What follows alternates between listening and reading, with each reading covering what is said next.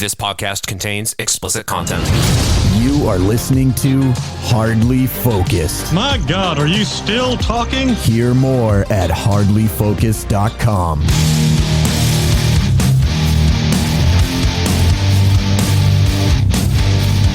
Hey, we're Hardly Focused. Thank you for checking us out. You can find us at hardlyfocused.com on your favorite podcast app and on YouTube. Just search all of those fine places for Hardly Focused. Jack Gill, Mike Terrar. I'm listening to the radio earlier today and half paying attention, but they're talking about one of the famous musical acts of the day coming around somewhere. Sister Hazel? Love that band. I just heard them on the King Biscuit Flower Hour. And they mentioned blah, blah, blah, whoever it is, with special guest, The Who. Wait, The Who? Well, this is what throws me off. That's what piques my interest, because I'm like, wait a minute. When you say special guest, that means that's the opener, or one of the openers. What band is so big that The Who is opening for them? If you're The Who and you're opening for Led Zeppelin. Yeah, pretty much. It'd have to be a Zeppelin unit. Zeppelin, Pink Floyd, like actual Pink Floyd, not just Roger Waters only. Or, hey, I mean, Pink Floyd, we got new music from them, and it's... that's right. I mean, it's Nick Mason and David Gilmour. I mean, I guess maybe, but... Or, like, the Beatles, but they're all live. It's a little tough. Right. Well, it took me far too long to realize that it's not The Who that we're thinking of. It's that band from Mongolia called The Who. Oh, HU. Oh, that have you? Are you at all aware of them before this interaction? Yes, only because of the video game Star Wars Jedi Fallen Order, and they're on the soundtrack for that. Ah, okay, all right. Yeah, okay. And if you've never heard them, it's basically just like deep rhythmic chanting with like some heavy bass lines. Yes. Like that kind of like deep chanting style. And they're perfect for a game like or for the Star Wars universe, for a game like Jedi Fallen Order. Oh my God, yeah. Cal Kestis makes a comment, hey, it's my favorite band. And it's like, yeah, it's The Who. So that threw me up. But like, dude, I get it. Like, that makes perfect sense. That is a perfect name for them. It just so happens to phonetically sound like another. It only band. matters when you're not looking at it. Correct. If you're only hearing it in the audio, you're like, oh, I'm gonna go see The Who later. Oh, The Who? Yeah. Not even the same amount of letters too. So.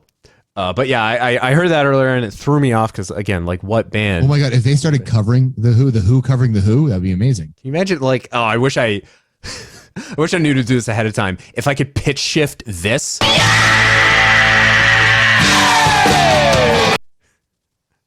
If I could, oh my God, pitch shift it and just drop it down. Or do that, whatever that trick was that I did to get this.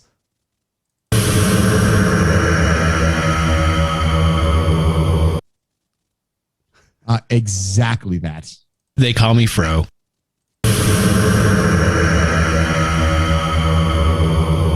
Yeah, I guess if you need to know what The Who sounds like, the Mongolian Who, then there you go. There's a band that I learned about the other day called Third Secret. What are the first two?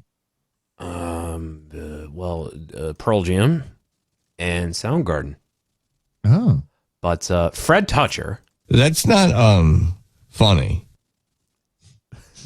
He mentioned it on Toucher and Rich the other day. That's not funny at all.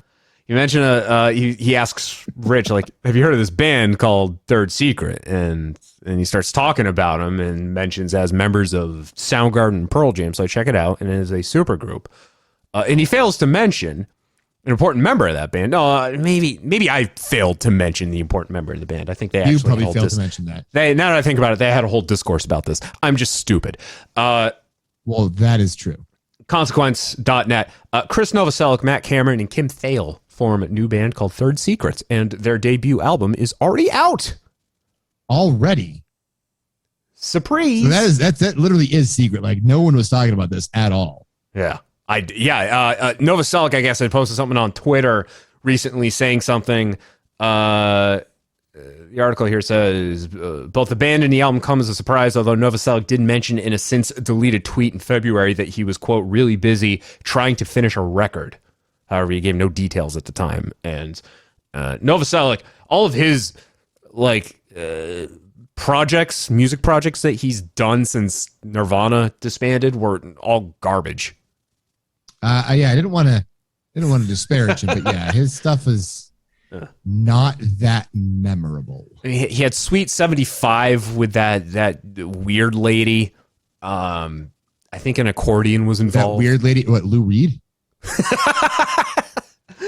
And then he had some other, and I'm blanking on the name of it because I think they had to change the name in Australia because of another band. But it had Silver Chair? Question mark.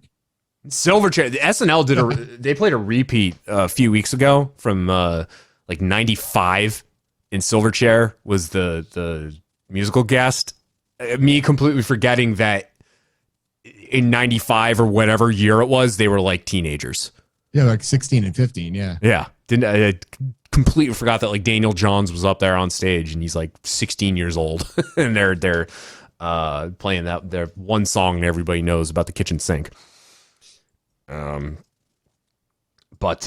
had some other project and had Bug Goff from Sublime and one of the various Kirkwoods from Meat Puppets, and one album that was just not well received. So Novoselic, I think the best thing he's done is Nirvana. Well, the Nirvana, all the various Nirvana reunions that have happened in the last few years. I think that's it, because otherwise I think he was like a politician or something. He very much branched out from the music industry. Board of Selectmen. Board, B-O-R-E-D.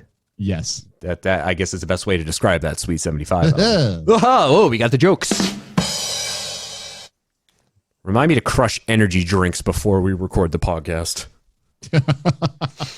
Anywho, the Consequence article here says the outfit is rounded out by guitarist Bubba Dupree of the 80s hardcore band Void and singers Jillian Ray of Novoselic's group Giants in the Trees. I actually never heard of them until the other day. And Jennifer Johnson. According to the credits listed on the band's official website, Novoselic and Cameron are among the primary songwriters of the 11-track album. Jack Endino, who famously worked on Nirvana's Bleach, co-produced and mixed the LP. Bleach, I believe the back of the album itself, when you're looking at the fine print at the bottom, actually straight up says recorded for $505.25 at this recording studio, and it was fronted by Jason Everman, and that's why he has guitar credits on the album, even though he didn't actually play. Anyway, here's this is track 2. I've actually only listened to the first few tracks. I will say it's very different. They're kind of all over the place in terms of sound. It's not, when you hear those 3 names and then you hear the album itself, it's not what you would expect. But here's I like how you say different. You just leave it at that. You're like, it's different. It's different. You hear all those names. They're all. This is literally 2/3 or 3 part, however you want to look at it, because Matt Cameron is in every fucking band. But of the grunge era. Of the 3 giants, 3 of the 4 giants of the grunge era are on here. So, track 2, it's called I Choose Me. This is what it sounds like.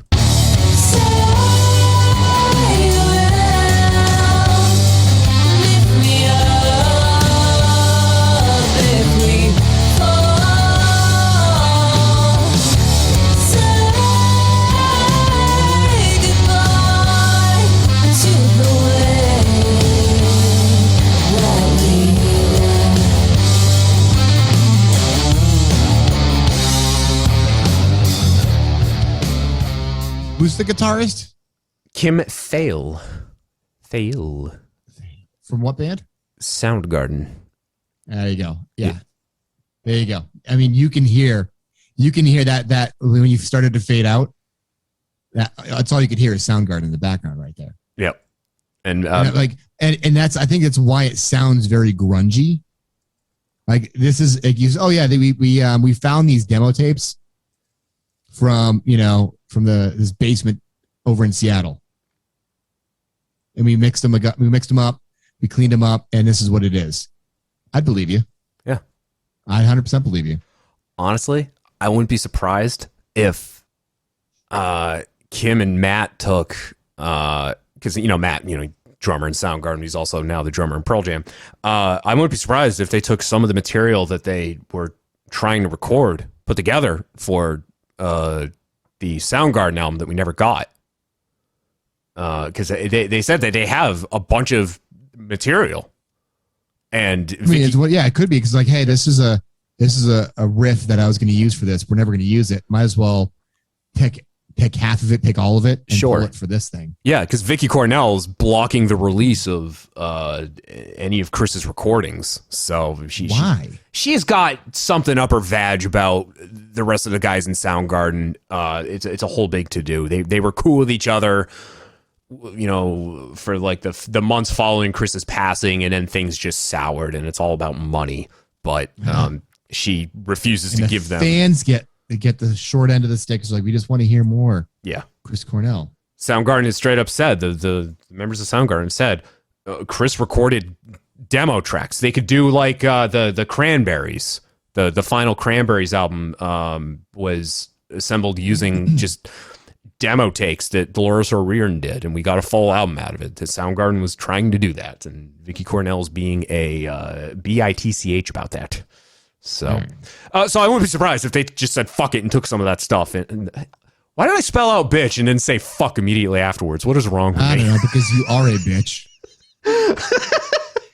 I wouldn't be surprised if they just took some of that stuff and said, let's just release this and do this third secret project. So, so that, like I said, I've only heard the first few tracks of it. That one is very Soundgarden sounding, but the other tracks are there's a lot of acoustic guitar. You're saying it's Soundgardening? It sounds more like a garden of sound. Yes, it's very folkish. It's you hear that and you're like, okay, that absolutely sounds like it could be a Soundgarden album, and then everything else is like, what is this? Does it sound like anything specific? It's like, oh, that sounds like Toad the Wet Sprocket, or does that sounds like early Nirvana because there's no Metallica in it, or is it just like, this is just fucking all over the place? All over the place. I would say it's. I mean, they're almost making it sound like it's their own thing, rather than trying to sound like any of their established bands. That track right there is now sort of digging into that. I don't know. Maybe they thought like, hey, we're not going to hook anyone unless we do delve into that. But I don't know. Taking a risk. So it's on Spotify. I'll leave you to check it out. That track. I will leave you to check it out. That track though reminds me of the Soundgarden. I guess Vicky Cornell at least wasn't a total bitch about this. Last year for Record Store Day, we got a 2-track EP from. I think it's technically credited to Brandi Carlile. I'm gonna say it's Soundgarden, man. Have you heard that? No. She's. I think she had performed at the Chris Cornell tribute show, and this is not the greatest song in the world. No. And the band. This is a tribute. The band fell in love with her, and to this day, and I'm shipping this hard. Brandi Carlile. Brandi Carlile is the future frontwoman of Soundgarden. If they can pull it off, she has said she wants to do it. The band has said, "Let's do it." Have you seen? I can't even remember the name of it. The Dave Grohl miniseries. It was based on his book. Oh, like the famous moms of rock. No, I've seen bits and pieces. I haven't seen the whole thing. You need to go find it. There's a bit. There's a segment with Brandi Carlile. Just saying, dude, she's great. She you'll understand. Like you will further fall in love. and you'll ship even harder. Okay, I'll say that you will ship even harder after listening to her story. Okay, nice. I will check that out. Check it out. I'm thinking that it could be because of Vicky Cornell not letting Soundgarden do anything is why we haven't had it. And also, too, you know how the fans are. I mean, you see it with Alice in Chains. You see it with Stone Temple Pilots. People, it's not the original, so it sucks. Yeah, but there's always some people that are going to be like that regardless. But I got to say, Alice in Chains, I mean that's no slouch of a change right there. Right. I can understand, like, Sublime with Rome. You're like, or some other bands just okay, whatever. It's just not the same. Like, yeah, that's not the same, but god damn, same thing with Queen. Adam Lambert is like, look, I'm never gonna be Freddie Mercury. I'm not gonna try to be. I'm just gonna try to be myself with Queen, and we're gonna rock it. Like, and the fans understand that. I think that's the thing. Yeah, there's gonna be some true fans who are like, oh, you're not Freddie Mercury. No one ever is gonna be. Well, no one's gonna be the original. From a singer standpoint, Adam Lambert will never be Freddie Mercury. From a lifestyle standpoint, oh my God, is he Freddie Mercury? Oh yeah, but he's got the stage presence as close as he can. Sure, it's in this day and age, it's not a secret. Whereas back then, it might have been like, whoa, what? Freddie Mercury, lead singer of Queen, he was incredibly gay. What? Anyway, here's from the EP. It's called A Rooster Says. Technically, it's Brandi Carlile featuring members of Soundgarden. And I play this for a reason because I think it sounds very similar to what we just heard from Third Secret. Here we go. Is it too slow? Is it too slow? Is it too slow?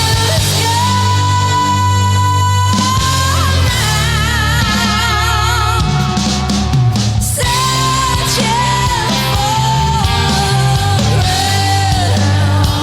for with my good eye closed.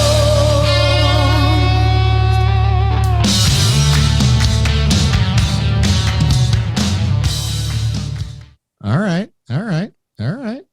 That's what I'm saying, man. All right. I have a feeling that I'll be buying some Soundgarden tickets next time they tour. I would pay a respectable amount of money to see that.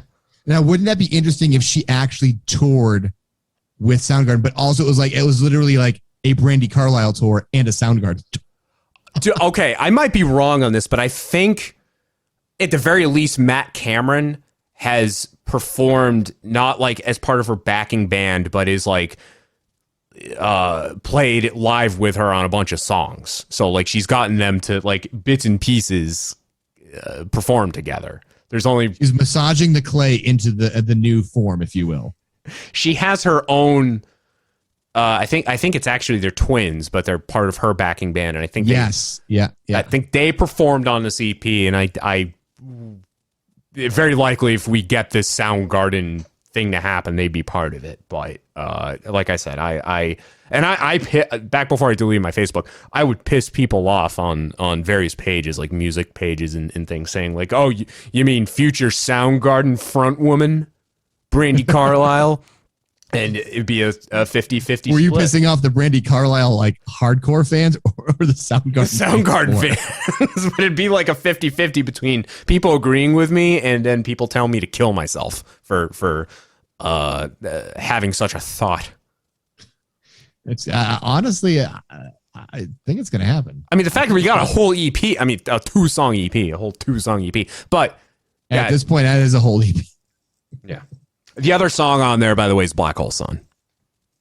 Do you have that to listen to so we can compare it? I can pull it up. I'm just saying. So people are like, okay, that's new. We don't have the pure comparison to say, okay, well, that's a new song. It sounds good, with the Soundgarden behind it. But when you're going on tour, you're not just playing that one new album. Sure. You're going to play some of those classics. Is she going to pull off the classics? Is she going to put her own twist on it? Right. What's it going to sound like? So just for clarity, the clip that I played, the Brandi Carlile Soundgarden clip, is Searching with My Good Eye Closed, which I believe is on Bad Motorfinger. But it was a deep cut. And that was, I mean, that's Brandi's pick. That's something that the average fan's not going to recognize. Right. That was her saying, "Hey, I want to play this," and the And they're like, okay. So here's Black Hole Sun, Brandi Carlile. Sun in my disgrace, boiling heat, summer stench, neath the black, the sky looks thin. Call my name through the cream, and I hear you scream again. Black hole sun, won't you come and wash away the rain? Black hole sun, won't you come? Won't you come? Won't you come? What do you think? I got to say, I hear it in parts where I know fans are going to be like, but that chorus, that fucking works. Agreed. Absolutely Yeah. agree. And I'm not on the I need to ship her train like you are. So I mean, I agree with you on that one. That's your new lead singer of Soundgarden. You just need to literally give it till 2023. Yep. And in the meantime, no pun intended, Space Hog, but well,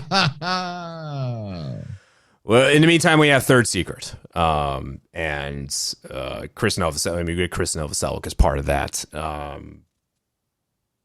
Plus, Jillian Ray, Jennifer Johnson. So, like I said, it's on a surprise release. This Third Secret album just showed up. Came out of nowhere. And Came out of nowhere, man. yeah, check it out. Like I said, it's different. It's its own thing. That's how I would explain it. It's its own. If you're into grunge still, if you still like the grunge, it's going to be weird. It's not going to be anything you've heard before, but it's kind of like discovering an unknown grunge band. I feel like that's going to be the best way to kind of immerse yourself in it. Yeah, I went into it. I mean, I read this article ahead of time, so like, you know, they mentioned this Consequence article mentioned it having elements of folk and indie in it. So, you know, hearing the first few tracks wasn't too much of a surprise, but like I said, they're not going, at least from what I've heard, they're not going out of their way to try to sound like their old bands. They're trying to largely do their own thing, but then I think also recognizing, hey, let's not completely alienate our fan base. Yeah, like we need to actually get, you know, asses in the seats a little bit. Sure. When you have half of Soundgarden, like, okay, you gotta tread lightly, I guess. So, yeah, here's the hope in Soundgarden 2023, but it's Hell, I'll even take Soundgarden 2024. You got to give them a year to put a new album together, right? sure. Huh? Yeah. I think it's gonna happen. I'm telling you, watch that segment. You're gonna fucking love it. Okay. What's it called? Do you remember? Rock Moms? Grunge Moms? I think Moms of Rock. I think I can't. What is that one? He's got like 3 fucking like documentary series out too, doesn't he? Oh, here we go. From Cradle to Stage. Yes, Cradle to Stage. Yes, that's the one. Nice. But it's basically about it's rock moms. The mothers who rocked and raised rock stars. Yeah. Okay. There's are you familiar with GG Allin? I'm familiar with GG, and I go all in when I play poker, but that's about it. No. A whole lot of GG talk on this episode. No, it's weird. GG Allin was a punk rock musician who was known for like injuring himself on stage, shitting on stage, rubbing Like himself in intentionally shit. injuring himself, like kind of like carving himself up like Iggy. Yeah. Okay. Yeah. Not Iggy Azalea, the other Iggy. Yeah, we're not talking like Alan Vega from Suicide, like, brandishing a motorcycle chain and then hitting himself with it. We're talking about a dude that would just come out on stage and just like take a knife and just like cut a gash into his forehead and then perform as he has blood just streaming down. No drug use at all the entire time. There are reports of of at all. no, it's not what killed him. No, not at all. Yeah, he died. I want to say 93, But 93, that would have been heroin, right? 93 was heroin. sure.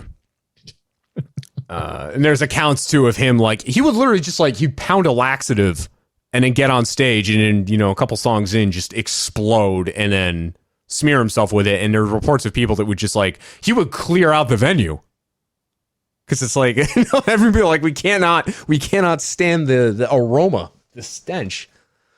Everybody loves their own brand, but my God, buddy, calm it down. So anyway, I bring him up because there's a photo out there of him and I believe his brother's still alive. And it's a photo of them posing with their mother, who looks like she was the sweetest old bag. It just in the middle with her arms around her two boys. It's my son, the shitter. I don't know if she's featured in Dave Grohl's thing. I mean, she should be because she is the lady who raised GG Allin.